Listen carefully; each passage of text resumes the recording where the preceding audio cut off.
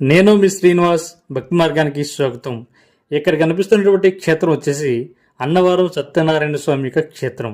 ఇది మనకి కాకినాడ జిల్లా ఆంధ్రప్రదేశ్ రాష్ట్రంలో ఉన్నటువంటి అతి ప్రాచీనమైన ప్రసిద్ధి పుణ్యక్షేత్రాలు అన్నవరం సత్యనారాయణ స్వామి యొక్క క్షేత్రం కూడా ఒకటి.